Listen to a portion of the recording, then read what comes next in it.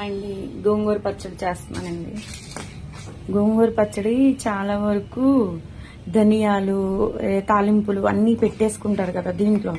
అంటే పచ్చిశనగపప్పు మిగతా అవన్నీ కూడా మిక్సీలోనే వేపుకుని దీంట్లోనే మిక్స్ చేసుకుంటాం. మేమైతే అవి ఏం చేసుకోము, ఓన్లీ ఎండుమిర్చి వేపుతాను, గోంగూర కూడా వేపుతాను. ఇదిగోండి గోంగూర కూడా వేపేసుకుని పక్కన పెట్టుకుని మిక్సీ చేసేసుకుని ఎల్లుల్లిపాయలు ఉప్పు గల్లుప్పు వెల్లుల్లిపాయలు వేస్తాను అంతే. ఇంకేమి కొంచెం వీటిలో ధనియాలు వేసినా లేకపోతే పచ్చిశనగపప్పు అవన్నీ వేసినా కొంచెం స్పైసీ అనేది తగ్గిపోద్ది.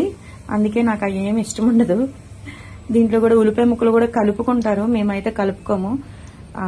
కొంచెం ముక్క కోసుకుని పక్కన పెట్టుకుని నంచుకుంటాం అన్నంలో అంతే.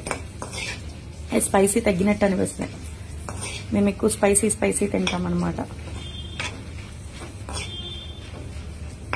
ఇది రెండోసారి అండి నేను గోంగూర తేవడం హైదరాబాద్ లో. ఫస్ట్ సారి తెచ్చాను కానీ అదేమంటారంట, ఆ గోంగూరని ఏదో అంటారండి దాన్ని.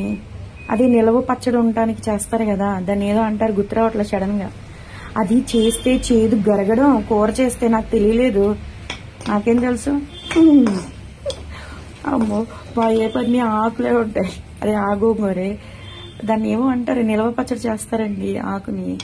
అది తెచ్చేని తెలియక కూర